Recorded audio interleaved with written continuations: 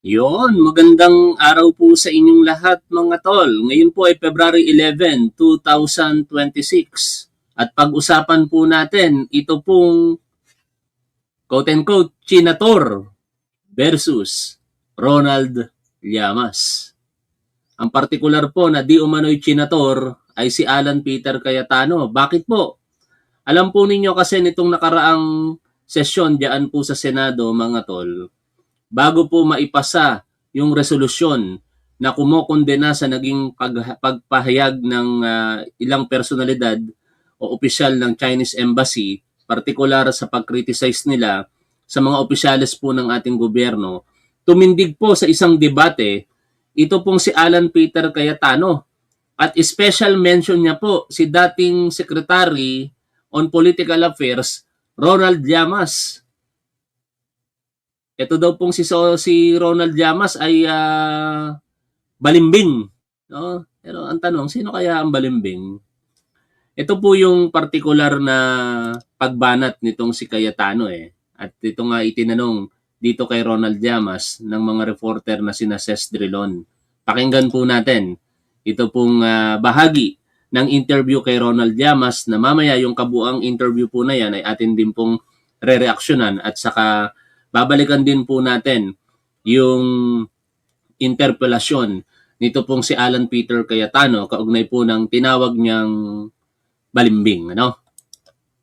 Senator Cayetano disclosed that you are an opportunistang balimbing because your position on the West Philippine Sea, he claims, was very different from your position today. Did you ever change your stance?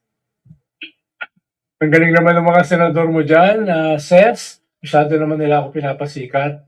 No? Mukhang nakatingin sa salamin si Senator Ambassador of Jesus Christ, Alan. Yan.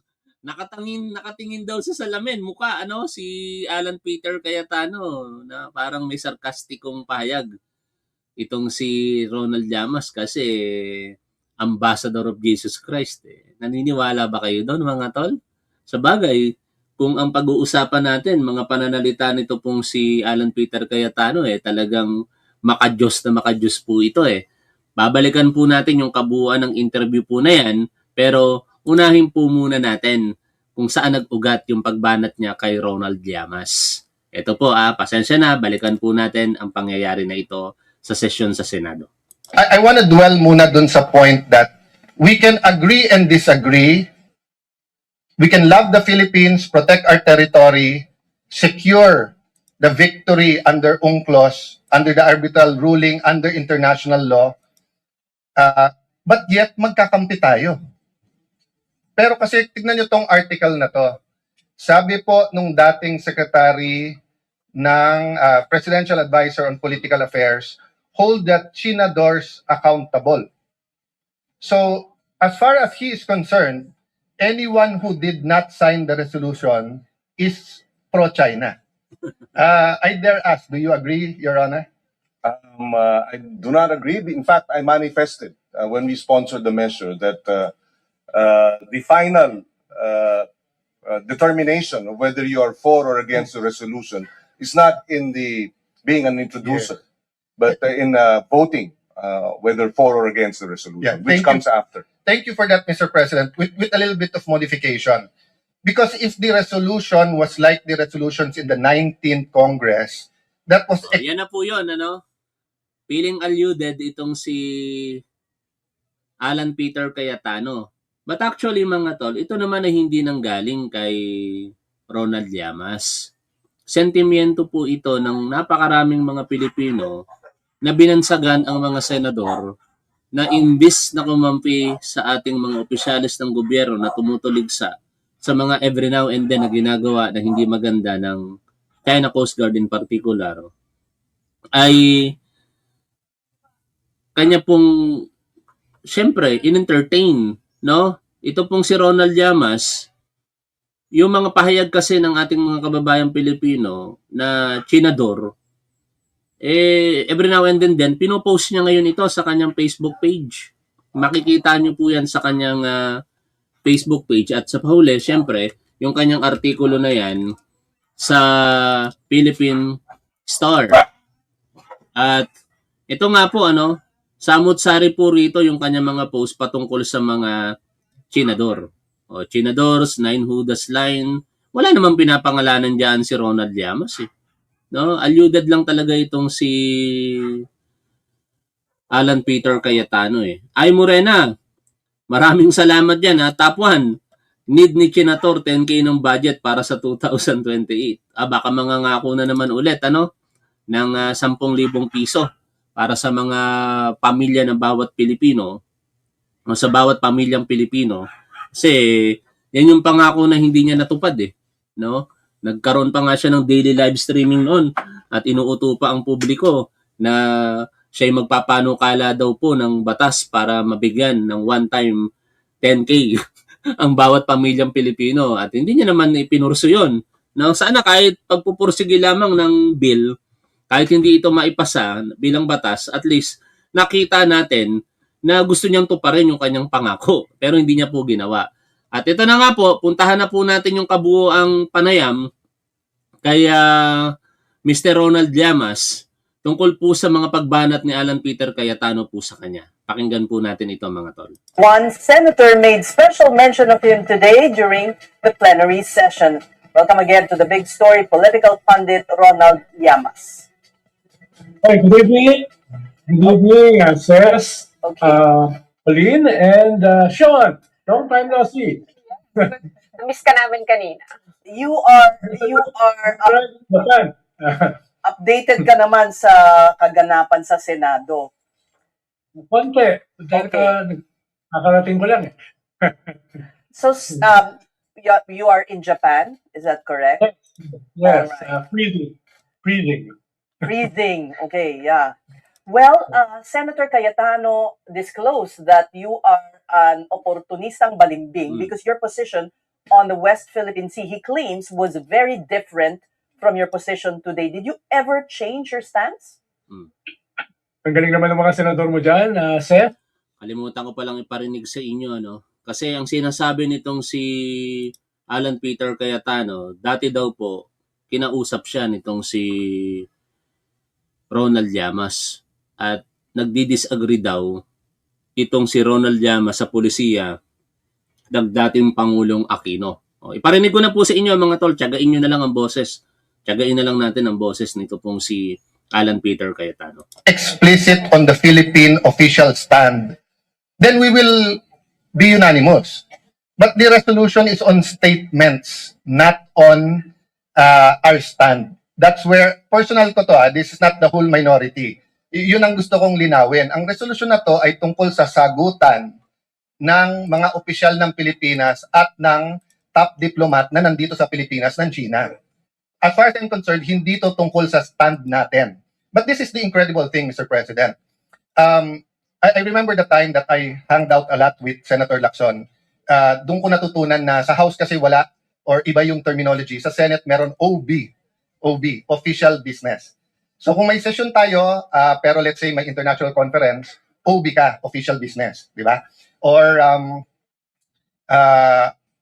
we don't allow hearings na kasabay ng plenary, but if there was something in Malacanang, between the House, the Senate, or the Judiciary, the Senate, Malacanang, pwede ka magpa-OB. But there is another kind of OB, yung opportunistang balimbing. OB ayan opportunistang balimbing daw itong si Ronald Llamas. Bakit? Ito yung paliwanag ni Cayetano. What do I mean by that? May I ask, Mr. President, honored gentleman, are you familiar with the stand of Secretary Llamas regarding the West Philippine Sea? It's okay if you're not. I'm just wondering if you're familiar. I'm not familiar, Mr. President. Today, he's one of the most ardent voices, the most firm voice about confronting China. At yung hindi mag-confront sa China ay senador or pro-China. That's a funny thing because before the arbitral ruling was filed, he sought me out. Sabi niya, Alan, mali approach ni Pinoy. Dapat kinakausap ang mga Chinese. Kung gusto mo, iset up ko yung meeting between you and the Chinese ambassador. And he did. And then sabi niya sa akin, Alan, ang Chinese may ibang kultura. Kakausapin mo yan bilateral. Hindi pwedeng multilateral. isasama natin ang Kano, mapapahamak tayo. He told me that. Hmm. He met me after the meeting with the Chinese ambassador. This was during the time of President Pinoy. I think in the arbitral award, if I'm not mistaken, Senator, you were still in the Ngayon, pakinggan natin ang panig ni Ronald Llamas tungkol sa akusasyon na yan nitong si Alan Peter Cayetano. Yes, masyado naman nila ako pinapasikat. No? Mukhang nakatingin sa salamin si Senator Ambassador of Jesus Christ Alan Peter nung sinabi na yung pagiging oportunista at pagiging balimbing. No? I've never changed my position. At medyo natawa ako dun sa sinabi niya na I was trying to convince him dun sa position ko para kumbinsihin si Pinoy na huwag magsampa ng kaso sa UNCLOS. Medyo nakakatawa yun. Dahil kung may kukunin ako na tao para kumbinsihin si Pinoy, baka hindi siya. Dahil siya yung bumalat kay Pinoy dati na si Pinoy daw ay abnoy. Publicly. Ngayon, dalawang bersyon ang napapakinggan natin. Bersyon ni Alan Peter Cayetano na nagsasabing kinausap daw siya nitong si Ronald Llamas para sa posisyon nito na against sa posisyon ng dating Pangulong Aquino. At ngayon, dito naman, pinabubulaanan iyan ni Ronald Llamas. Ang tanong na lang sa inyo mga tol, kanino kayo naniniwala? Kay Ronald Llamas ba o kay Alan Peter Cayetano? Paki-comment nyo na lamang dyan sa ating chat area. Kaya hanggang pumalaw si Pinoy ay galit na galit sa kanya. Kaya, dagdag pa dyan, ay isa ako sa nag-lead nung case sa UNCLOS. At hindi ko alam kung nakita niyo yung pictures, ay nandun ako sa harapan, dun sa Victory Lap. Oo, we all know that. But he claims that you had arranged a meeting between him and the then Si Gina Guevara, mas naniniwala kay Llamas. O kayo, yung ibang mga manonood natin dito, naniniwala ba kayo kay Cayetano? Ako, kahit dilaw itong si Llamas, naniniwala ako dito na siya yung nagsasabi ng totoo dito. By the way, hindi po attorney si Ronald Llamas, Jaime Carencia. Siya po ay dating Political Affairs Secretary o Advisor for Political Affairs nitong si dating Pangulong Benigno Aquino. O yan o, halos lahat ng mga manonood natin naniniwala kay Llamas kahit siya'y dilawan. Sila Michael Alawag, si Jing Cruz, si Ay Morena, Lorena Pajardo, no? Sino pa? Si Carding Sarmiento. Yan, kay Sen Edu. Sabi ni Rowena Sanchez, biro-biro nila yan kay kay Ronald Llamas no? Si Ralis Carlenga, Lorna Cantalio. Halos walang naniniwala kay Alan Peter Cayetano. Jean KB, Policarpio Macasero. Tuloy na po tayo sa pakikinig po dito. Chinese ambassador? Well, hindi ako nag-arrange para sa kanya. Ako, kausap ko talaga yung Chinese ambassador dahil kasama sa trabaho ko yon as political affairs. No? At hindi lang yung Chinese ambassador, na mismo yung foreign minister, si Wang Yi, na-meet ko yan. As well as yung defense ministers ng Vietnam, asking them how they deal with China. Because they've been at war for 1,000 years. So, bahagi ng trabaho ko yan, to meet ambassadors. Actually, hanggang ngayon, ginagawa ko yan. And to meet foreign ministers. Di ibig sabihin, sinungaling si Alan Peter Cayetano. Nako, tapos ang palaging bungad nito sa kanyang mga pananalita, salita ng Diyos. Tapos napakasinungaling kung ang pagbabasihan natin ang pahayag nitong si Ronald Llamas. Lalong-lalo na dito sa usapin ng West Philippine Sea. No? Na noong panahon na yon ay nagsimula sa Scarborough. Pero ang hirap lang kasi pagkatiwalaan ni Senator Alan Peter dahil siya rin kasi yung nag-defend kay Digong sa United Nations na wala daw ni isa na pinatay extrajudicially nung panahon ni Digong. Siya rin yung nakipagdebate sa BBC kung maaalala nyo. Mahirap ng pagkatiwalaan. Sa bagay, sa pangkaraniwang Pilipino, mahirap na talagang magtiwala dito kay 10K Di ba mga tol? Ikaw ba naman, mangangako ka ng 10,000 piso para sa bawat pamilyang Pilipino tapos hindi mo tutuparin. Mahirap ka na talagang pagkatiwalaan yan. Sa bagay, yung sinusuportahan niya na si Rodrigo Duterte, nangako din naman yon na sasakay sa jet ski at pupunta sa Spratlys Island. Di rin naman tinupad. Baka balikan ako ng mga basher natin. Ikaw nga dyan, top 1, nangako ka na isasarado mo yung page mo nung matalo si Attorney Benhur Abalos. Bakit? Ginawa ko naman Di ba? For almost a month. dinilit ko yung Facebook page ko na top 1 eh. 5 top 1 yung gamit ko eh. Ang sinabi ko lang naman na i-delete ko yung dalawa. Yung ngayon ay 216,000 followers at isang 167,000 followers. Tinupad ko yun. Dinilit ko yung Facebook page ko. Pero ang nami-miss ng mga kritiko ni Top 1, pagka nag-delete tayo ng page, may nakalagay doon, permanently delete ba o temporary delete? Eh syempre, di naman ako tanga para i-permanently delete ko yung page. Basta tinupad ko, temporary delete. Kaya within a month, mababalik talaga yung page. Daw nang namatay during the Tokhang campaign ay nanlaban, lumaban. At siya rin yung nagpromisa sa lahat ng pamilya na bibigyan ng 10,000 pesos, etc. etc. Kaya kung ako sa inyo, Yan, hindi yan. ako basta-basta maniniwala. Oh, Kung babalikan nagkakahalongkatan na tuloy. Oh, di ba? Nagpromisa itong si Alan Peter Cayetano ng halagang 10,000 piso. Oh, naaalala tuloy. Tayo din natin nakakalimutan yan mga tol. Kahapon nga topic natin yan eh. yung kanyang track record. Well, except that he brought it up in plenary. So, I was very surprised. No? Paano ako naging agenda sa isang Senate? Parang si Robin Hood Padilla, parang masyado ako pinapasikat. Anong tingin mo, Sean? Kailangan ko ba sagutin yung mga yan? Hindi, ganito na lang. So once and for all, you're categorically denying that that conversation ever happened between Of course. you and then Of course. Minority Leader. Okay. So never. Of course. Oh, Yes, ngayon, na kanino ang burden para patunayan na nangyari, no? Yung pag-uusap na yon na sinasabi ni Alan Peter Cayetano. Siyempre na kay Alan Peter Cayetano who alleges has the burden to prove his allegations. Ika nga ng mga abogado, di ba? No? Eh abogado si Alan Peter Cayetano eh. Siya yung nag-aakusa na nagkaroon ng pag-uusap sa kanila sa pagitan nilang dalawa. Eh dapat patunayan ngayon yun ni Alan Peter Cayetano na siya yung nagsasabi ng totoo at nagsisinungaling itong si Ronald Llamas. Halimbawa, na-picture na lang ako na bumibili ng DVD, nagsabit na kagad ako ng resignation kay Pinoy. Buti na lang, hindi tinanggap. Yan pang iba yung aking pananaw sa kanyang foreign policy. Hindi lang ako pare-resign, sisipain ako niya sa Malacanang niya. Kaya mahirap na kontrahin mo yung posisyon o foreign policy ng presidente. Dahil nga, very fundamental. May nagtatanong, yung long hair mo, pangako mo, top 1. Imagine ko pa naman na hanggang sa higyo ni PBBM and his term. Alam po ninyo, sabi nga nila, promises is always made to be broken. No? Wala akong kilalang tao na nangako na hindi po lumabag sa kanyang pangako. Wala akong kilala. No? Never in my lifetime. But, hindi po ang dahilan kung bakit ko pinaputol yon dahil mag-i-stop ako ng suporta sa ating Pangulo. Oh, 'di ba? Marami ako hanggang ngayon nga pagka ginanito ko ito, binabalakubak yung ulo ko eh. No?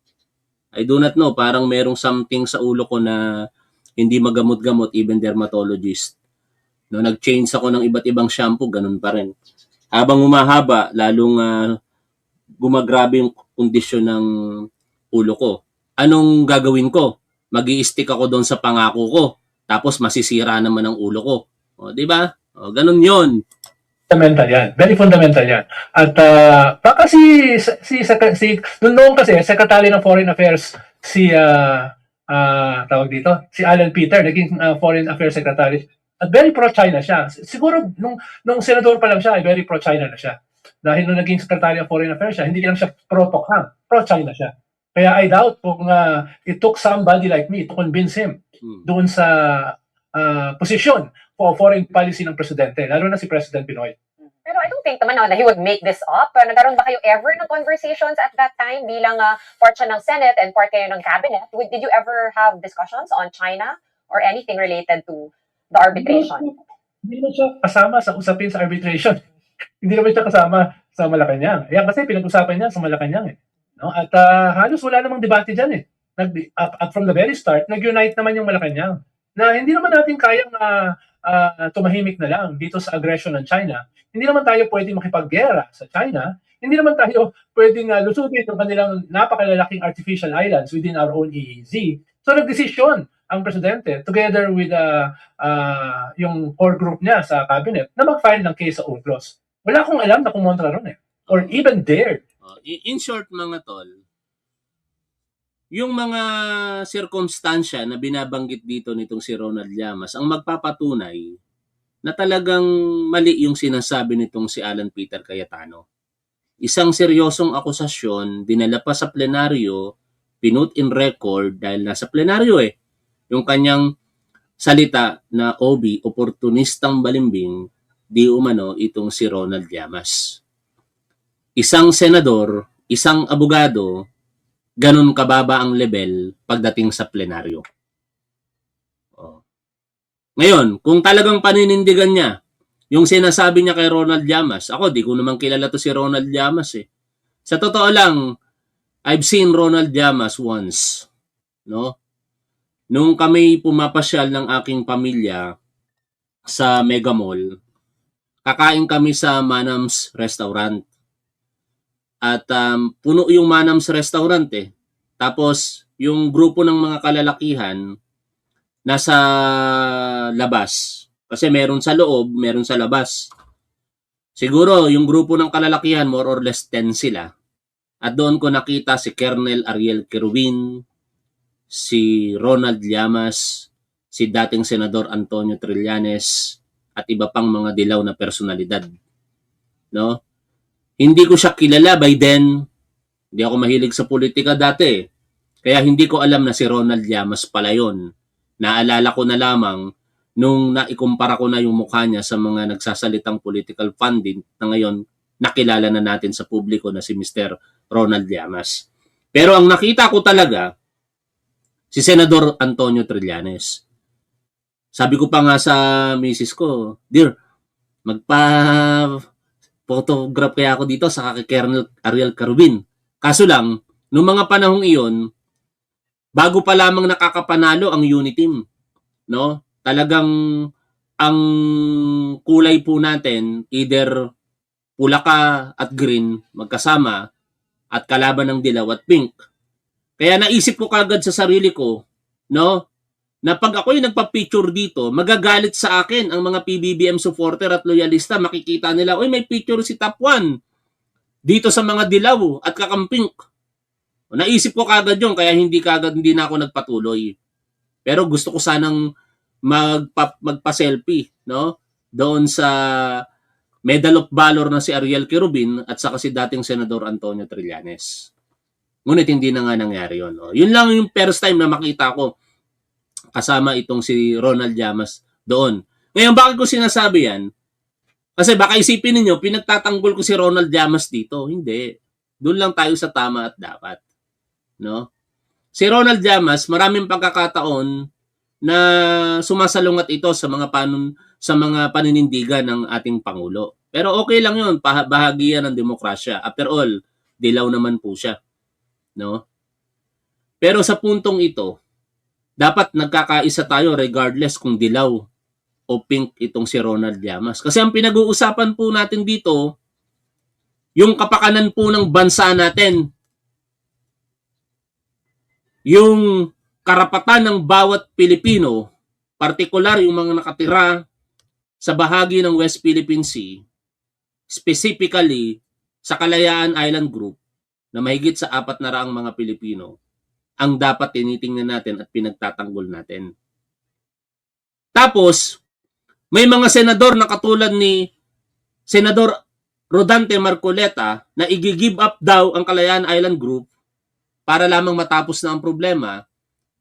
Merong senador na katulad ni Alan Peter Cayetano na imbis na suportahan ang paninindigan ng mga opisyales ng ating gobyerno para sa ating karapatan sa West Philippine Sea, katulad ni Commodore J. Tariela, ay sisisihin pa ito at palalabasin pa na bastos at gusto pang mag-sorry si Commodore Tariela sa China. Yun ang hindi katanggap-tanggap dito sa atin mga tol kung bakit natin tinatalakay ngayon ito. Kung bakit sa puntong ito kinakampihan natin si Ronald Llamas sa usaping ito. Hindi ito dahil si Ronald Llamas. Hindi dahil sa kanyang pagkatao, kung hindi dahil sa kanyang paninindigan, pabor para sa mga Pilipino. Ano ba paninindigan nitong si Alan Peter Cayetano? Sabi niya, pwede bang maging pro-Philippines tayo nang hindi po tayo anti-China, walang problema doon. Hindi naman natin pinoproblema yun eh. Pero, tama naman yung sinasabi ni Senador Kiko Pangilinan na pwede naman tayong maging pro-Philippines at hindi anti-China, pero dapat naninindigan tayo kapag hinaharas na ang mga kababayan po natin Pilipino. Yon ang hindi magawa ni Alan Peter Cayetano. Kaya nga ang tanong sa kanya ni Commodore J. Tariela, kailan ka nanindigan, Senador Alan Peter Cayetano, sa harassment na ginagawa, against sa harassment na ginagawa ng China Coast Guard in particular sa ating mga kababayang Pilipino? Hindi ko alam kung kailan. Ewan ko kung may maisasagot dyan itong si Alan Peter Cayetano. O, tuloy po tayo sa pakikinig po dito.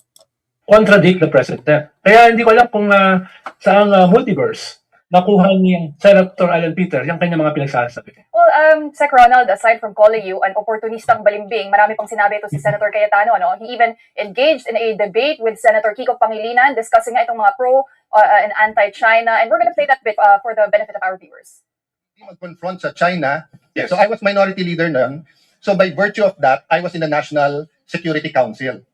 And Ronald Llamas were looking for anyone and everyone who would listen to him to talk to whoever to convince President Pinoy not to file the arbitral case, not to go and to have bilateral talks. So let me just mention, Mr. President, that what is seen in public, in Facebook, in blogs, is very, very far from what is discussed in the halls of power and between professionals. I mean, here in Senate, we know where we disagree, we know where we will agree, diba? So for example, if you talk about divorce, we will know who is pro and anti. Can you be pro-Philippines without being anti-China? It will be difficult to be out and out pro-China, especially when it comes to policies. Okay, so Sec Ronald, I know you already denied categorically having a conversation with Senator Cayetano, but did you have differences with the late President Aquino when it came to this arbitration? Dun sa sinabi nga ni Sen Cayetano na naghahanap ka daw ng may magkakausap sa Presidente to convince him not to pursue this. No? United kami. Dito dyan sa arbitration na yan. At Kasi alam niyo mga tol, hindi pa pwedeng magkaroon ng ibang paniniwala ang Pilipino eh. Kung tutuusin dito eh. Kaya itong mga Chinator kung tawagin, nakakahiya po ang mga ito eh. At merong latest post itong si Ronald Llamas sa kanyang Facebook page. At dito tayo nag-agree mga tol. No? Kung bakit natin ngayon tinatalakay ito at sinusuportahan si Ronald Llamas, hindi dahil sa politika, kung hindi dahil sa bansa po natin at mga kababayan po natin Pilipino.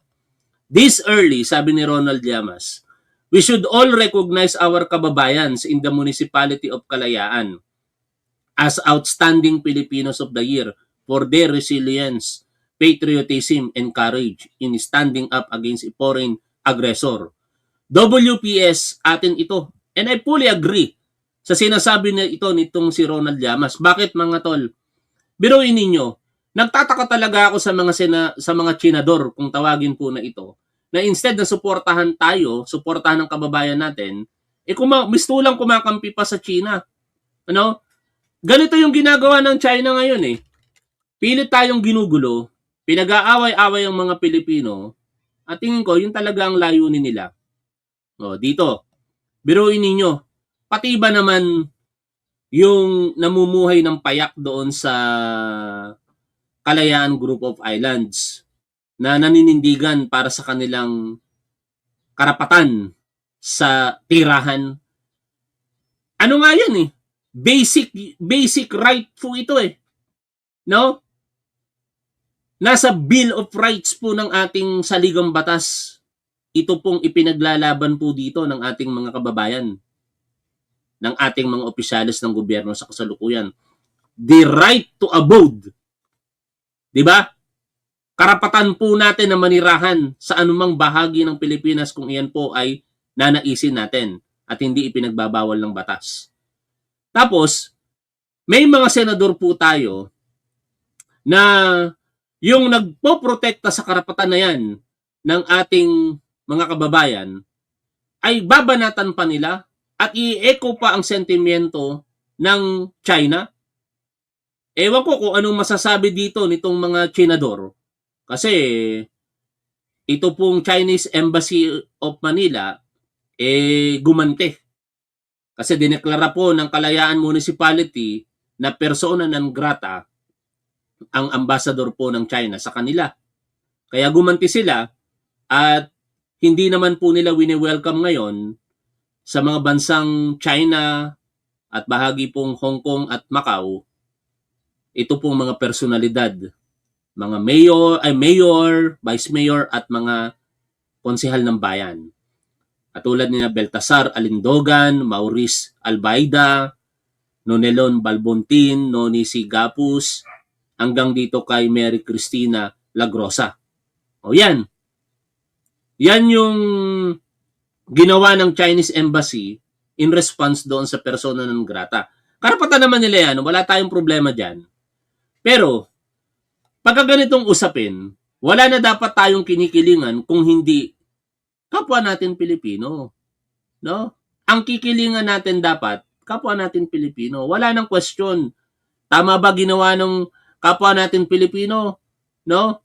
Tapos kukwestiyonin mo pa sa plenaryo katulad ng aksyon ni Commodore J. Tariela. Hindi po maganda yon. Doon tayo nagkakaroon ng problema kung bakit natin ngayon binibira at tinatalakay itong mga tinaguriang tsinador ng ating bayan. At sa huli mga tol, ibabalik ko lang at ipapaalala ko po sa inyo na kung meron mang Alan Peter Cayetano na nagpaparot ng maaaring posisyon o kung anumang naratibo ng China, meron ding isang senador o tsinador na si Rodante Marcoleta na wag natin kalimutan, ito po yung kanyang sinabi. We swear to the Constitution that we will defend the Constitution, all the laws and orders and regulations. Kapag ka magkakaroon po ng giyera sa pagitan ng dalawang bansa, kayo po ang una na sasagupa dito. Kaya dapat po mas interesado kayo kaysa sa amin. Ano ba talaga ipagpapatayan natin dito? We will offer our lives, including the lives of our children, and to die for it, for something that is not even within our EEZ. Ang gawin natin po para madali, i-give up natin yung KIG. Then, mako-coordinate na natin lahat. Huwag natin kalilimutan yan, mga tol. No? Kung meron mang Chinator versus Ronald Llamas, dapat magkaroon din tayo ng Chinator versus mga tunay na makabayang Pilipino. No? Huwag natin kalilimutan yung mga pahayag na yon nitong si Rodante Marcoleta. Kung nagkamali man tayo, naging tanga tayo sa nakalipas na panahon sa pagboto, ako, naging tanga ako, inaamin ko, binoto ko si Robin Padilla, binoto ko si Senator Bongo noong 2019, pero wag na dapat maulit yan sa 2028. Yun lang ang masasabi ko. Pero ayokong diktahan kayo, ayokong sabihin sa inyo na ganito, ganyan, basta sa akin, hindi na ako magpapakatanga sa 2028. Maraming salamat sa inyong lahat mga tol. Biglang nangati yung lalamunan ko. Shoutout po sa inyong lahat. Lagi po nating tandaan kung ano po ang tama at dapat, doon po tayo. Keep safe. See you always. Bye for now mga tol.